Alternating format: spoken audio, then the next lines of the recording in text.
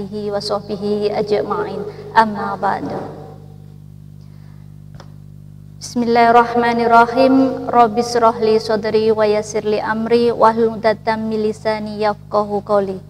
Alhamdulillahirabbil alamin. Segala puji bagi Allah, Tuhan semesta alam.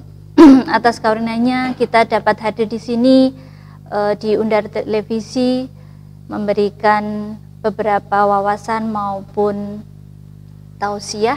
Di sini saya akan menyampaikan terkait dengan finansial teknologi. Sebelumnya saya sampaikan alhamdulillah dan terima kasih kepada seluruh di sini panitia maupun kru daripada Undar Televisi, dan tak lupa sholawat dan salam kita tetap curahkan kepada junjungan kita Nabi besar Sallallahu Alaihi Wasallam, Nabi Muhammad. Semoga tetap tercurahkan kepada beliau dan kita diberikan syafaat beliau. Terima kasih. Langsung saja saya akan mulai terkait dengan finansial teknologi. Apa sih sebenarnya finansial teknologi itu dan bagaimana, dan apakah nanti memberikan kontribusi terhadap Indonesia maupun bagi semuanya. Baik, sebelumnya di sini kita sampaikan terlebih dahulu yaitu fenomena. Fenomena yang terjadi di masyarakat adalah terdapat kesejahteraan. Itu adalah tujuan dari semua orang. Di sini adalah tujuan daripada setiap orang untuk memperoleh kebahagiaan, kemudian hidup, kemudian memberikan akses ataupun informasi yang mudah, efektif, dan efisien. Tak lupa juga kemudian ini akan memberikan kontribusi juga dan diinginkan oleh semua institusi maupun organisasi. Akan tetapi masih adanya kesenjangan maupun kesejahteraan. Di sini beberapa risiko yang timbul, yaitu akibat kesenjangan daripada pendapatan, banyaknya masih pengangguran, apalagi sekarang ini kita adanya terdampak COVID-19, kemudian juga jarak maupun lokasi yang ada yang di 3T itu juga akan mempengaruhi kesejahteraan. Juga adanya kendala maupun risiko yang lain, yaitu alat ataupun gadget yang ada sekarang ini maupun perkembangan sains. Nah, di sini didukung oleh perkembangan sains yang cukup masif, dan di sini juga merupakan memberikan dampak yang positif maupun dampak yang negatif bagi masyarakat semuanya. Tetapi kita akan memberikan dampak yang positif itu seperti apa kepada masyarakat, dan ini kita bisa memanfaatkan dari masifnya teknologi yang berkembang sekarang, termasuk revolusi daripada digital. Dan nanti akan saya sampaikan revolusi digital itu seperti apa kalau sekarang sudah sampai revolusi yang ketiga. Istilah daripada fintech atau finansial teknologi ini sebenarnya muncul pertama kali di Hannover, yaitu pada Hannover File, yaitu Jerman launch Project Industry 4.0 Digitalized Manufacturing. Di sini merupakan tujuan menjadi tetap terdepan pada bidang manufacturing, rencana kebijakan pembangunan di negara Jerman. Jadi di sini konsep munculnya industri 4.0, yaitu high teknologi strategi nanti yang akan sampai pada tahun 2020, itu yang di Jerman.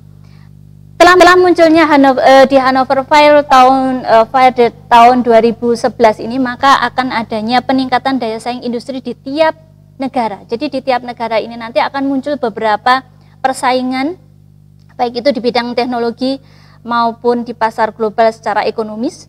Di sini kita akan membahas banyak sekali terkait dengan ekonomi, yaitu antara lain dengan adanya smart factories, industri atau IoT, juga Internet of Things. Jadi semuanya sekarang sudah serba internet. Jadi tanpa adanya internet, efektivitas maupun efisiensi tidak akan tercapai, karena di sini memang teknologi sudah mendarah daging pada masyarakat. Nanti akan saya tunjukkan kenapa teknologi itu penting sekali.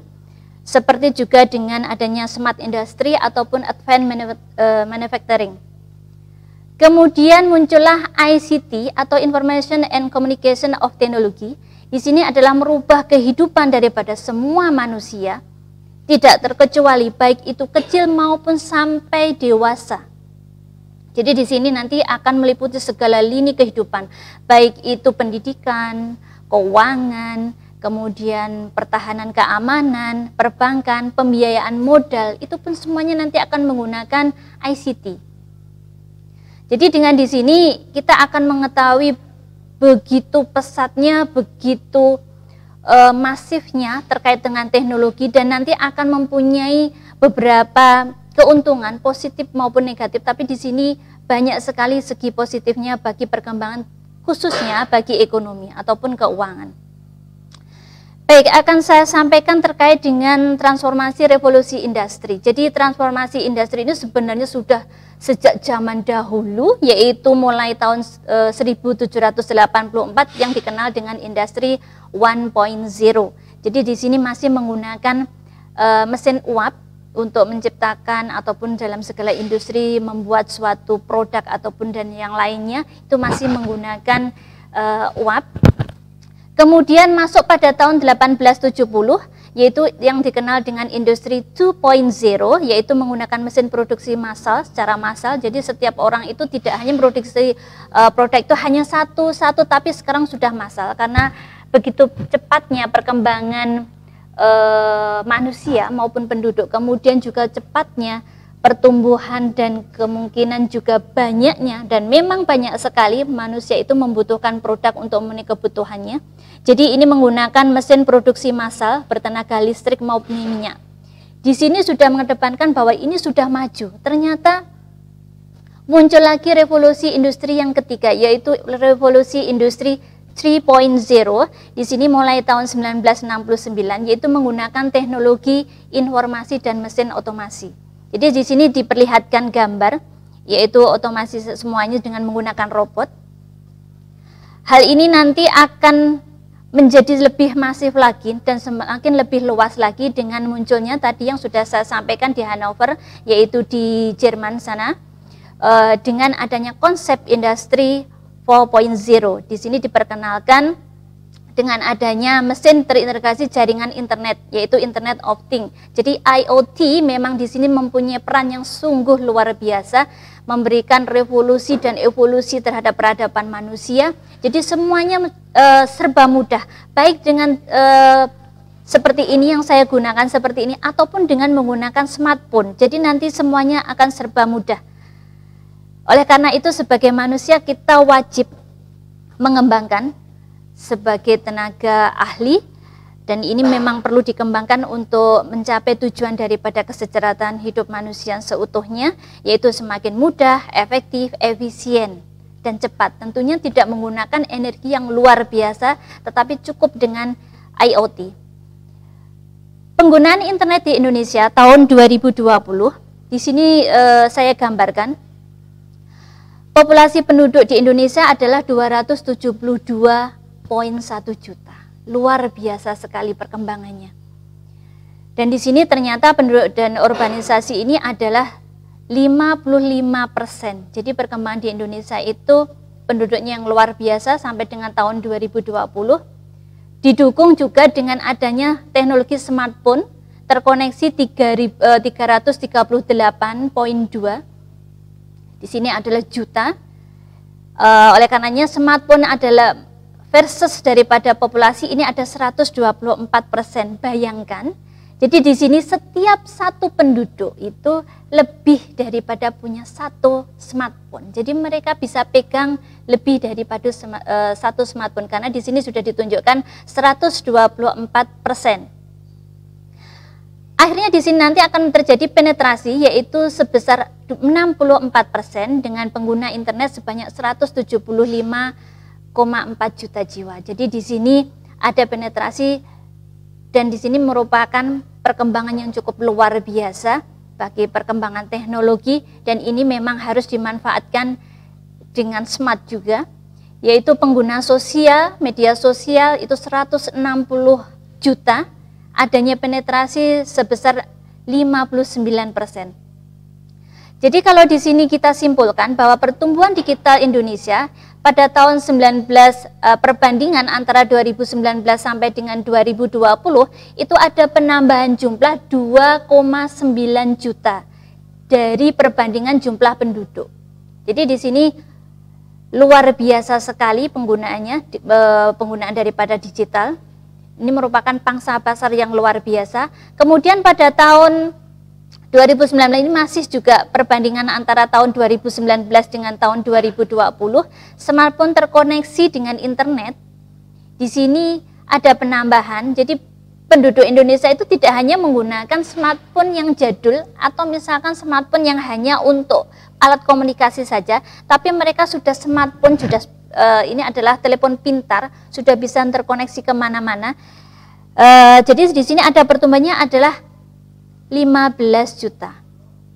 Yang menggunakan internet penambahnya adalah 25 juta. Jadi di sini pertumbuhannya adalah 17% dari tahun 2019 menuju ke tahun 2020 sekarang ini ada 17% pengguna daripada internet. Jadi semua kalangan sekarang sudah terbiasa familiar dengan internet maupun smartphone.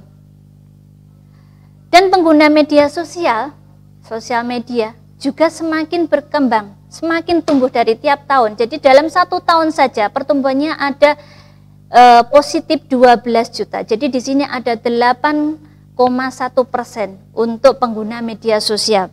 Jadi tidak hanya tingkat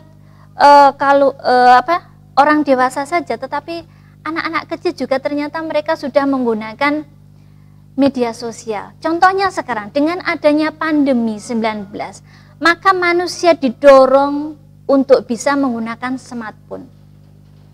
Di bidang pendidikan, mereka sengaja menggunakan smartphone untuk menambah atau untuk mempermudah terkait dengan dunia pendidikan. Misalkan sekarang karena adanya pandemi, semuanya serba menggunakan online. Bagaimana caranya kita memperoleh ilmu juga menggunakan online. Perkuliahan semuanya menggunakan daring.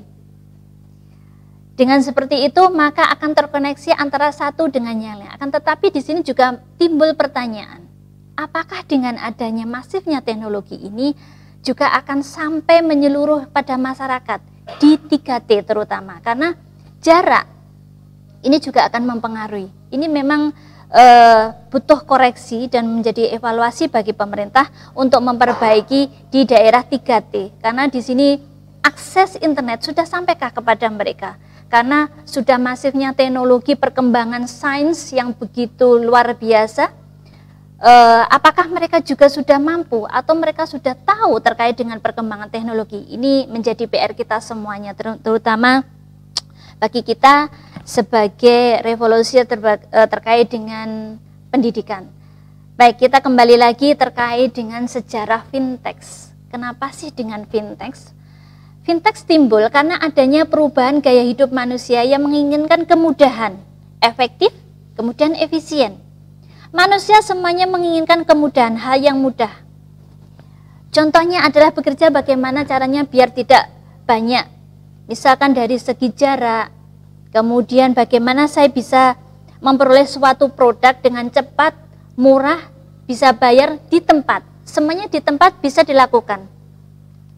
Bisa semuanya dengan menggunakan online. Nah, dari tuntutan gaya hidup yang semakin cepat seperti ini, maka dibutuhkan inovasi kreatif daripada teknologi. Di sini makanya nanti akan tercipta sejarah daripada fintech. Fintech timbul karena perubahan gaya hidup maupun tuntutan daripada hidup masyarakat. Permasalahan transaksi jual beli dan pembayaran. Lah di sini karena adanya permasalahan bagaimana dengan transaksi yang cukup jauh, misalkan saya ingin mendapatkan barang ataupun produk, bagaimana saya memperoleh dana dan sebagainya, ini nanti juga akan menimbulkan atau memunculkan tuntutan lagi harus adanya perkembangan finansial teknologi. Semua orang, tidak hanya kecil maupun besar, semuanya menggunakan finansial. Pentingnya finansial bagi kehidupan manusia. Dari segi pendidikan, kita juga membutuhkan finansial.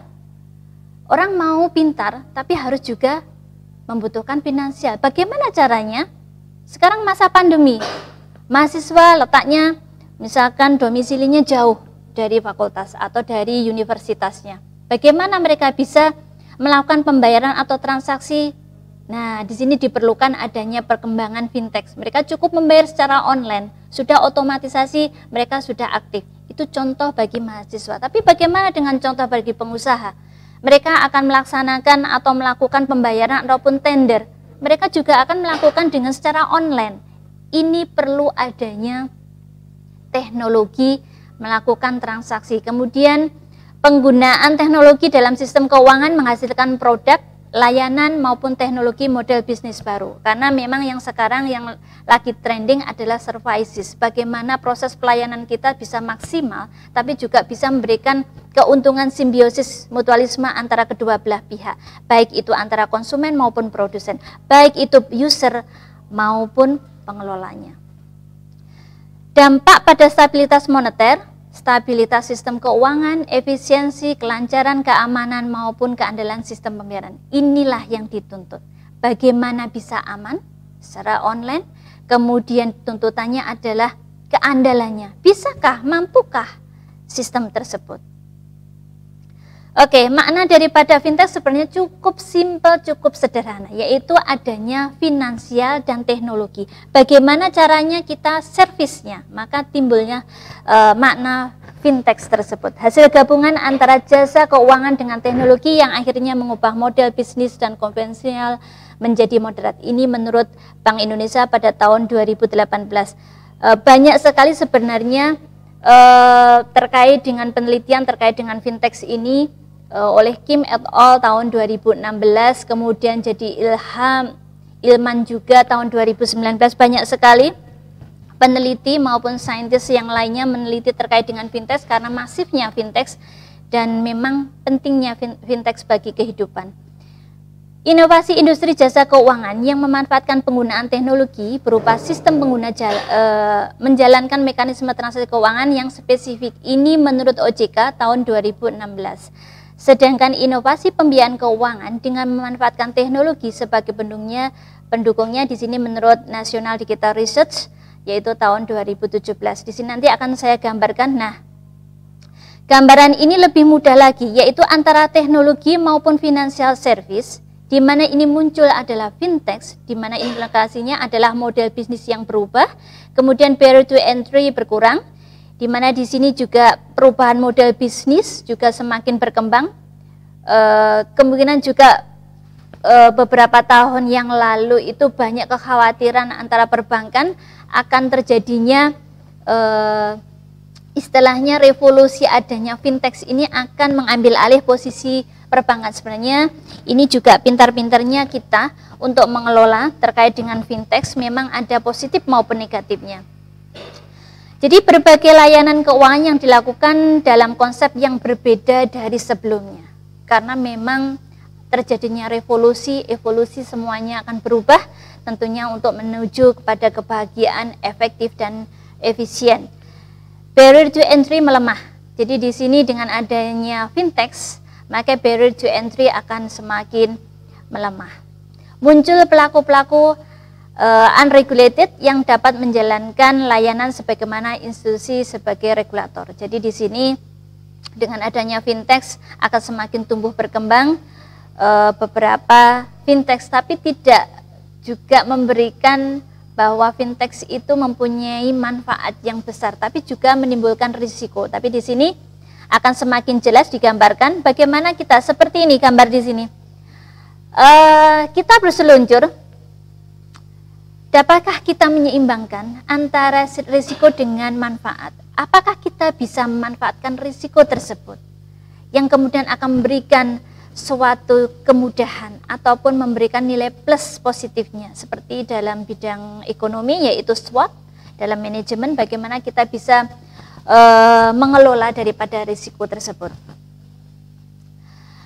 Adapun potensi risiko jika tidak dimitigasi maka secara baik maka dapat mengganggu sistem keuangan. Jadi di sini memang harus butuh dikelola dengan baik, terutama oleh regulator. Di sini sudah bagus sekali di Indonesia. Nanti saya sampaikan juga beberapa dasar hukumnya. Ada manfaat bagi konsumen maupun pelaku usaha maupun perekonomian nasional. Jadi di sini nanti ada beberapa manfaat yang ditimbulkan dengan adanya fintech.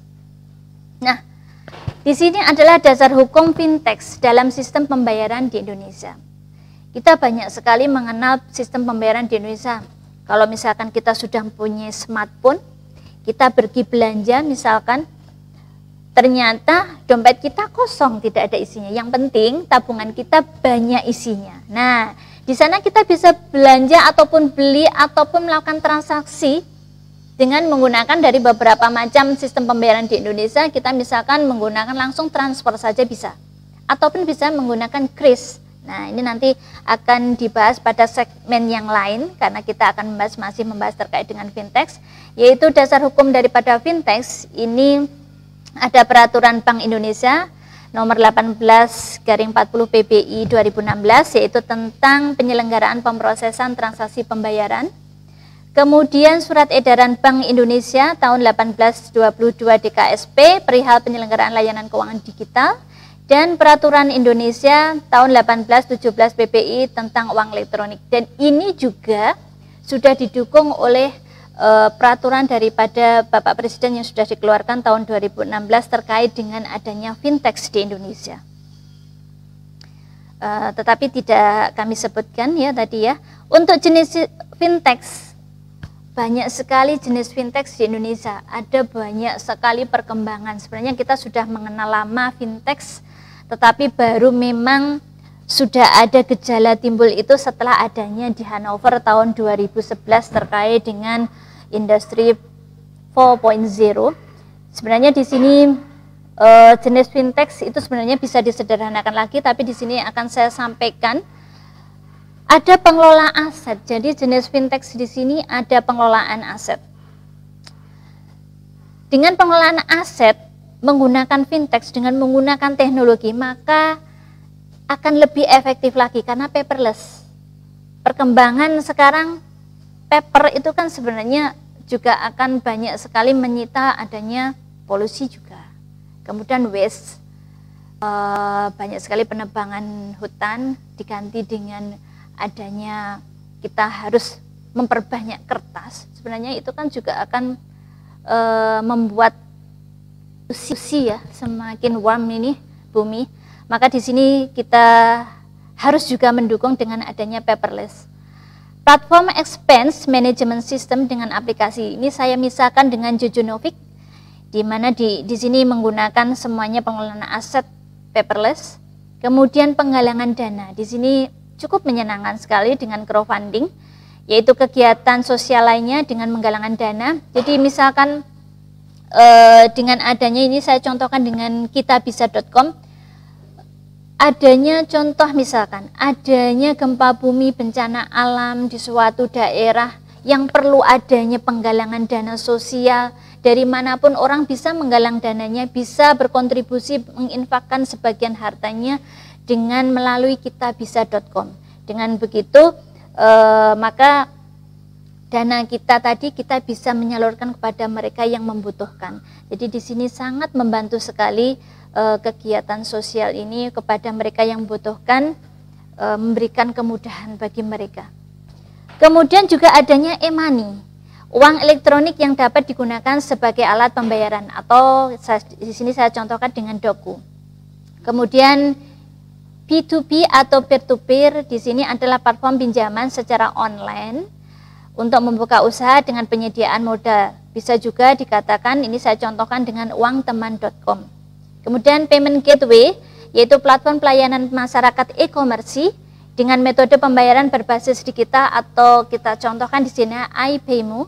Kemudian remittance, kemudian di sini adalah pelayanan pengiriman uang antar negara, dan di sini adalah menguntungkan bagi mereka yang tidak mempunyai akses perbankan. Jadi misalkan dalam suatu negara A menuju ke negara Indonesia bisa menggunakan platform ini.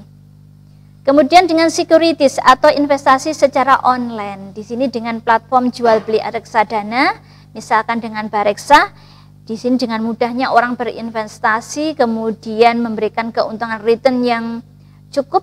Ini saya sarankan bagi mereka yang sudah terbiasa atau mereka yang memang betul-betul memahami terkait dengan investasi secara online. Karena hati-hati juga, kita perlu waspada. Banyak sekali memang masyarakat yang mengadu terkait dengan misalkan promo ataupun undian berhadiah, kemudian investasi Anda cukup membayarkan di sini nanti akan memberikan return yang luar biasa. Jadi hati-hati, memang ada beberapa kelemahan ataupun kekurangan. Jadi memang betul-betul kita harus mengetahui dari sisi keamanannya seperti apakah, kemudian apakah sudah dijamin oleh OJK ataupun BI. Nah, dari sisi di situ nanti kita akan mengetahui keamanannya, security pada kita, kemudian dana kita akan terjamin. Jadi jangan mudah kita terlena dengan keuntungan yang tinggi, tetapi tingkat keamanannya yang rendah. Biasanya memang di sini keuntungan yang tinggi menimbulkan risiko yang tinggi pula, tetapi keuntungan yang sedikit memberikan risiko yang sedikit pula. Jadi di sini memang linear antara keuntungan maupun risiko. Hati-hati, jadi saya sarankan kepada pemirsa semuanya, kalau kita mau berinvestasi secara online, hati-hati, dilihat terlebih dahulu dari mana sumbernya, kita lebih tahu terkait dengan siapa penjaminnya, apakah nanti dana kita akan aman ataupun tidak. Karena di sini dengan adanya fintech kita akan dimudahkan, dengan adanya internet kita juga akan dimudahkan. Pengetahuan maupun informasi itu yang penting, karena informasi yang cepat maupun tepat itu yang dibutuhkan oleh masyarakat. Karena banyak sekali informasi yang memang dibutuhkan oleh masyarakat terkait dengan kebutuhan maupun kehidupan yang lebih baik lagi. Next, jadi di sini adalah jenis fintech yang lebih sederhana lagi. Jadi di sini adanya payment, clearing maupun settlement. Jadi di sini bisa menggunakan mobile payment, P2P transfer maupun web-based payment digital currency, maupun deposit lending and capital raising. Di sini juga merupakan tadi yang sudah saya sampaikan, orang yang tidak mempunyai akses perbankan bisa mengirimkan dananya melalui crowdfunding. Kemudian yang ketiga adalah market support atau aggregator.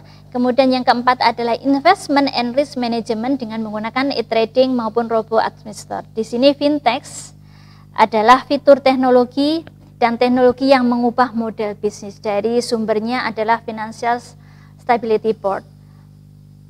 Baik, dari sini kita cukup memahami apa sih sebenarnya pentingnya daripada fintech. Kemudian ada beberapa keuntungan, ini saya sampaikan terlebih dahulu terkait dengan keuntungan daripada fintech untuk konsumen. Jadi untuk konsumen, fintech bagi konsumen di sini dibagi menjadi 3, yaitu mendapatkan layanan yang baik.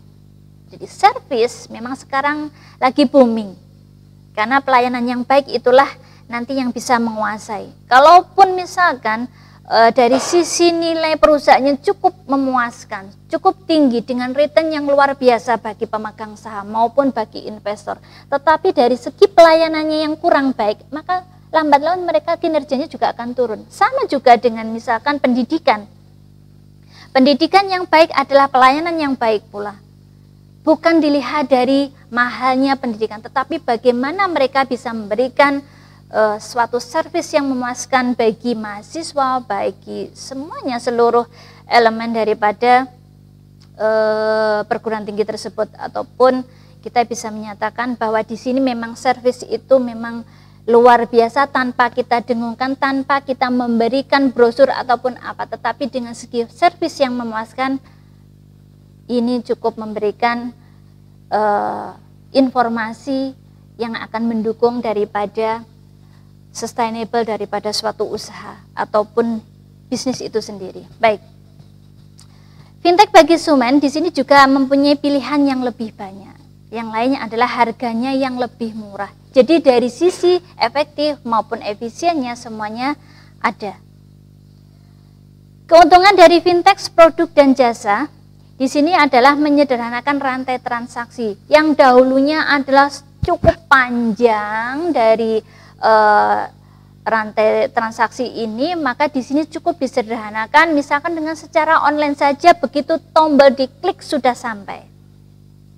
Kemudian menekan biaya operasional dan biaya modal, ini pasti, karena dengan adanya fintech bagi pedagang produk maupun jasa di sini akan memberikan kemudahan dan efisiensi bagi mereka, dan memberikan alur informasi yang luar biasa juga, karena di sini akan lebih transparan. Jadi kalau sesuatu itu transparan akan enak dari dua sisi. Keuntungan daripada fintech, dan ini adalah bagi negara, yaitu mendorong transmisi kebijakan ekonomi nasional, meningkatkan kecepatan perputaran uang, sehingga meningkatkan ekonomi maupun pembangunan yang berkelanjutan. Pembangunan yang luar biasa adalah pembangunan yang terus berkelanjutan, membangun manusia seutuhnya, memberikan efek kesejahteraan dengan menekan seminimnya terjadinya kesenjangan. Dan memang kesenjangan itu tidak bisa kita misalkan hilangkan, tetapi bisa kita minimkan. Karena antara miskin dan kaya itu saling membutuhkan. Tidak mungkin dalam suatu dunia itu semuanya kaya. Kalau semuanya kaya, ini repot. Karena nanti tidak akan ada yang mengerjakan dari sisi, misalkan saja tingkat kebersihan, sederhana saja. Tingkat kebersihan siapa yang mau membersihkan kalau semuanya kaya? Tidak mungkin akan terjadi. Maka memang kesenjangan daripada ekonomi ini kita tekan seminim mungkin, tapi tidak bisa kita hilangkan. Baik, selanjutnya adalah mendorong strategi nasional keuangan inklusif. Jadi di sini adalah open access keuangan. Jadi dari sisi sini fintech akan mempunyai luar biasa sekali keuntungannya. Peran fintech dalam sistem pembayaran, jadi di sini menyediakan pasar bagi pelaku usaha, menjadi alat bantu untuk pembayaran, menyelesaikan settlement maupun clearing, membantu pelaksanaan investasi yang lebih efisien lagi, dan mitigasi risiko dari sistem pembayaran yang konvensional, membantu pihak yang membutuhkan untuk menabung, meminjam dana maupun penyertaan modal. Jadi di sini sebenarnya fintech itu, kalau ada pertanyaan misalkan apakah fintech itu semuanya konvensional? Tidak. Jadi fintech itu juga semakin berkembang dengan adanya fintech syariah. Sama seperti yang kemarin, ini lagi hangat-hangatnya juga terkait dengan bank syariah. Sekarang sudah merger menjadi satu, yaitu Bank Syariah Indonesia. Jadi di sini semuanya kita tidak perlu khawatir, nanti sudah dijamin oleh DSN terkait dengan apa saja perusahaan ataupun usaha yang bisa dibiayai menggunakan syariah. Jadi tidak semuanya melulu dengan bunga. Tapi pun kalau mereka memang menginginkan bunga secara konvensional boleh saja, karena itu adalah hak mereka ataupun hak Bapak Ibu semuanya, pemirsa semuanya. Tapi saya kedepankan di sini adalah lebih baiknya adalah dari niatan kita seperti apa. Tidak menafikan misalkan, oh konvensional jelek, tidak. Tapi itu adalah dari masing-masing pemirsa semuanya mau milih apakah konvensional ataupun yang syariah. Baik, jadi di sini kita sudah panjang lebar membahas terkait dengan fintech. Akan saya lebih mudahkan lagi dengan adanya peta perusahaan teknologi di Indonesia. Di sini petanya ada yang transportasi, kemudian finansial pembayaran. Di sini ada beberapa contoh yang sudah tidak asing lagi, sudah banyak digunakan oleh masyarakat Indonesia. Tentunya bagi pemirsa tidak lepas dari ini dan semuanya sudah familiar tentunya. Kita tinggal membahas saja, memetakan saja dari segi apa saja sih sebenarnya perusahaan fintech di Indonesia itu. Kemudian tiket daring, ya, kita sudah mudah sekali, tidak usah jauh-jauh. Misalkan kalau mau pergi keluar kota nggak usah jauh-jauh, kita cukup saja membeli tiketnya secara daring. Kemudian juga dengan perdagangan, kemudian pertanian, teknik pembiayaan, kesehatan maupun pendidikan, semuanya serba mudah, semuanya serba online. Tetapi di sini semuanya juga transparan. Pertumbuhan industri fintech di Indonesia mengalami peningkatan. Jadi peningkatan yang luar biasa, sangat pesat karena tingginya penggunaan teknologi pintar yang mengubah gaya konsumsi masyarakat. Tentunya di sini punya peran andil yang cukup besar adalah smartphone. Dengan alat yang kecil seperti ini, kita sudah bisa melakukan transaksi. Kita sudah bisa menggunakan nanti besok mau transport, kita mau misalkan transportasi kemana, bisa menggunakan dengan mudahnya beberapa teknologi. Cukup diklik saja, ditekan saja, digeser saja, sudah sampai. Semuanya sudah menggunakan teknologi pintar. Karena itu tadi, kebutuhan maupun tuntutan hidup manusia yang menginginkan serba mudah dan efisien. Baik, untuk lebih memudahkan lagi. Ada beberapa kategori klasifikasi daripada fintech Indonesia, ini menurut OJK ya. Jadi bisnis fintech di Indonesia itu 11% adalah others, kemudian personal financial planning itu 7%, crowdfunding 8%, agregator ada 11%, dan lending 24%. Dan sungguh menyenangkan di sini adalah payment. Jadi dari segi payment itu 39%. Fintech 2.0 untuk layanan keuangan digital yang dioperasikan lembaga keuangan di sini adalah munculnya lagi Fintech 3.0 untuk startup teknologi yang punya produk dan jasa inovasi keuangan. Jadi di sini karena pertumbuhan yang luar biasa dari payment, maka kita juga perlu dengan adanya seperti ini kita akan bisa menggambarkan pola, oh ternyata masyarakat Indonesia memang butuh sesuatu yang mudah. Bagaimana caranya usaha bisnis yang mudah, kemudian dari segi kehidupan, dari segi kesehatan, pendidikan dan sebagainya, semuanya pingin yang mudah. Itulah manusia, memang itulah sifat daripada manusia, menginginkan yang mudah dan enak tentunya. Dalam laporan Digital Financial for All, Powering Inclusive Growth in Emerging Economies dari McKinsey Global Institute, Fintech memiliki potensi untuk menciptakan, jadi di sini ada akses bagi 1,6 miliar orang tanpa rekening bank untuk masuk ke sektor usaha formal. Tanpa kita sadari memang banyak sekali fenomena sekarang yang terjadi. Orang itu ternyata tidak semuanya menyimpan uangnya ataupun dana lebihnya itu di bank. Karena adanya program pemerintah, semuanya BLT maupun dari semuanya kemarin BSU juga harus mempunyai rekening sudah dari pemerintah. Maka orang itu wajib mempunyai rekening dan tidak asing lagi dengan dunia perbankan. Karena memang kalau kita mempunyai dana yang lebih, itu memang sebaiknya disimpan di perbankan. Jangan khawatir Bapak Ibu semuanya, saudara-saudara semuanya, kalau kita menyimpan di bank, memang dana kita dipotong untuk administrasi dan sebagainya. Tapi di situ kita akan dijamin oleh OJK juga, dana kita akan safe di sana. Safety itulah memang yang diinginkan oleh user ataupun kita sebagai nasabah. Baik, ada 95 juta lapangan kerja baru yang ini ada beberapa sektor usaha baik formal maupun informal. Jadi di sini kenapa sebenarnya perlu adanya fintech dan peningkatan produk domestik bruto PDB dari negara berkembang yaitu 3,7 triliun dalam US dollar. Jadi di sini ini sumbernya dari Kementerian PPN ataupun Bappenas. Jadi luar biasa sekali. Jadi saya mengambil di sini memang dari beberapa sumber karena pentingnya fintech dan kita memang perlu referensi terkait dengan fintech karena memang teknologi ini maupun finansial teknologi ini nanti akan cukup masif dan berkembang dan kita tidak boleh meninggalkan hal-hal yang memang memudahkan bagi kita dan itu memang sudah ada dasar hukumnya. Nah, masa depan fintech di Indonesia itu sebenarnya seperti apa sih? Ini mungkin banyak pertanyaan dan ini akan terjawab seperti ini. Ada kekuatan, ada kelemahan, maupun ada kesempatan. SWOT, strength, weakness, opportunity, maupun threat. Di sini ada kekuatannya. Di Indonesia populasinya cukup besar sekali. Kemudian penetrasi adanya telepon genggam maupun smartphone. Kemudian kelemahannya adalah populasi yang tidak memiliki akses perbankan yang tadi sudah saya sampaikan.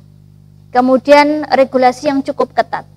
Jadi di sini mempunyai kesempatan adanya pertumbuhan kelas menengah dan pembayaran non tunai. Jadi pembayaran tidak usah kita mempunyai atau menumpuk uang di dompet yang begitu tebal. Ini uang saya banyak, saya bisa melakukan apapun tidak. Tetapi cukup dompet kosong misalkan hanya 10.000, tetapi ATM-nya banyak. Tentunya dengan isi tabungan yang banyak pula. Kita bisa melakukan beberapa usaha maupun melakukan transaksi dengan menggunakan non tunai. Jadi di sini elektronik. Sekarang kita misalkan mau bepergian dengan menggunakan kendaraan pribadi. Kita mau pergi misalkan dari Jombang sampai ke Surabaya dulu tanpa adanya jalan tol lama sekali. Sekarang dengan adanya jalan tol, kita cukup dengan tap cash saja. Di situ kita membayar hanya berapa? Mungkin hanya kurang dari 50.000 sudah sampai hanya 1 jam, atau mungkin kurang dari itu kalau kecepatannya lebih. Baik, potensi transaksi fintech di Indonesia ini cukup luar biasa, seperti yang ada dalam PowerPoint di sini. Mulai perkembangan 2017 sampai nanti tahun 2021 perkembangannya dalam US dollar. Di sini adalah prediksinya tahun 2021 adalah 37,1 miliar US dollar. Di Indonesia akan cukup luar biasa sekali. Karena tadi ada beberapa keunggulannya, mulai dari penduduk dan sebagainya. Dan di sini fintech di Indonesia sebenarnya memang banyak. Kalau kita searching ya, fintech itu sebenarnya bukan hanya OJK saja, tapi Bank Indonesia juga ada. Makanya di sini saya sampaikan, di sini ada Bank Indonesia, OJK maupun dari Kementerian Kominfo. Ada beberapa, nanti bisa Anda lihat ataupun bisa Anda cek sendiri, masing-masing bisa searching. Ada beberapa saja sih sebenarnya fintech Indonesia dari beberapa lingkungan regulatory. Di sini ada 3 dan sebagainya. Baik, ini yang sudah saya sampaikan tadi terkait dengan fintech syariah. Jadi jangan khawatir Bapak Ibu semuanya, misalkan dengan dananya bagaimana dengan yang aman, tetapi tidak ada, jadi misalkan adanya bagi hasil. Jangan khawatir terkait dengan misalkan semuanya saya menginginkan yang syariah, silakan. Jadi di sini ada fintech yang syariah. Di sini ada list fintech syariah POJK 77. Jadi ada beberapa agregator blockchain base maupun financial agent di sini macamnya daripada fintech syariah. Nah, ini mungkin the last PPT saya, yaitu tantangan pelaku usaha dan kita. Kita itu seperti apa? Banyak sekali mungkin Bapak Ibu yang punya usaha, bisnis keluarga, bisnis kemudian misalkan koperasi dan sebagainya. Bingung terkait dengan bagaimana saya mengelola keuangan, atau misalkan kita sendiri dalam suatu keluarga. Memang kita sebenarnya butuh check up. Jadi check up itu tidak hanya pada kesehatan, tapi bagaimana dengan keuangan kita. Kita harus juga sering check up. Kesehatan kita tuh seperti apa? Nah, kesehatan finansial juga kita tuh seperti apa? Apakah dalam posisi sakit? Nah, kalau dalam suatu bisnis ataupun dalam suatu industri itu dikatakan financial distress. Ini tentunya mahasiswa yang sering mempelajari terkait dengan financial management paham terkait dengan financial distress ya. Proses manual, pengerjaan secara manual, menghitung satu persatu, dimasukkan dari akun per akun. Nah, itu juga sangat merepotkan dan membingungkan. Nanti misalkan ada kesalahan satu saja akan mempengaruhi yang lain. Kemudian ini yang banyak terjadi adalah bagaimana akses, bagaimana saya memperoleh modal. Sedangkan arus kas saya terbatas. Itu banyak sekali kendalanya kalau kita misalkan turun di lapangan. Mereka bisa mengusahakan, tetapi modal yang kurang. Ini banyak sekali tantangan pelaku usaha. Kemudian juga akses pembiayaan yang terbatas. Misalkan ke bank atau lembaga keuangan lainnya, mereka mau butuh dana, misalkan pergi ke bank, tapi bagaimana? Dilihat dari segi laporan keuangan. No way, laporan keuangan tidak bagus, maka tidak akan diterima. Bagaimana dengan cash inflow maupun cash outflow-nya? Di sini akan dilihat juga. Ternyata tidak bisa melakukan itu, nah itu suatu kendala. Maka modal yang diharapkan, yang diidamkan tidak akan jatuh ke tangannya atau tidak bisa memperoleh modal. Itu memang banyak sekali dan memang sudah bukan suatu rumor lagi, karena memang ini permasalahan pelaku usaha atau pelaku bisnis yang terjadi sekarang itu. Misalkan UMKM seperti itu banyak sekali kendalanya. Nah, solusinya apa? Dokumen digital. Kita lanjutkan lagi kepada finansial teknologi. UMKM kini dapat membuat pesanan pembelian, kwitansi, invoice secara digital kapanpun dan dimanapun. one click share, ya dengan mengenai one click share langsung di SMS kan, email langsung ke WhatsApp, bisa semuanya. Dan ini sudah sebagai invoice. Inventaris, banyak inventaris yang harus dilakukan. Fitur manajemen stoknya seperti apa, di mana pengguna dapat melacak barangnya, itu sangat luar biasa sulitnya. Kalau misalkan catatannya hilang, nah ini timbul masalah lagi bagi pelaku usaha, apalagi bisnis UMKM. Melakukan penyusunan stok dan stok opnam. Jadi memang banyak sekali permasalahannya. Jadi di sini cukup dengan inventaris, dokumen di kita, akuntansi maupun pembayaran di kita, semuanya sudah tidak ada masalah lagi. No problem lagi bagi kita. Karena dengan adanya fintech, kita akan lebih dimudahkan lagi dengan adanya usaha maupun bisnis yang kita lakukan. Modal, don't worry. Jadi sudah ada semuanya. Dari segi akuntansi, semua pelaku bisnis tidak harus semuanya dari akuntan. Tidak perlu dari ekonomi. Misalkan dari teknik, dari software, semuanya bisa dilakukan. Mereka yang tidak punya ilmu bisa dilakukan. Jadi di sini ada rekonsiliasi dokumen di kita secara otomatis dengan rangkaian akuntansi yang lengkap, memudahkan proses pembukuan dan arus kas yang terorganisir. Jadi semuanya sudah ada di Finansial Teknologi. Pembayarannya bagaimana? Pembayaran cukup mudah. Pembayaran UMKM ini dapat menerima pembayaran secara digital maupun transfer antar bank, kartu kredit, atau e-wallet. Rekonsiliasi otomatis pada piutang akan dilakukan oleh Paper ID. Nah, ini saya contohkan saja dari Paper ID. Jadi di sini sebenarnya mudah saja. Baik, sesungguhnya Allah tidak akan mengubah keadaan suatu kaum sebelum mereka mengubah keadaan diri mereka sendiri. Jadi kalau kita tidak akan berusaha dan tidak mengusahakan diri kita, maka tidak akan terjadi apa yang kita inginkan. Most people don't plan fail. They fail to plan. Jadi banyak orang itu tidak menginginkan suatu kegagalan, tapi mereka gagal untuk merencanakan. Ini dari John L. Beckley. Baik, semoga yang sudah saya sampaikan ini memberikan manfaat dan memberikan kontribusi positif bagi semuanya yang pemirsa yang mendengarkan maupun yang melihat acara ini. Dari saya sekian, ihdinas siratal mustaqim. Wassalamualaikum warahmatullahi wabarakatuh.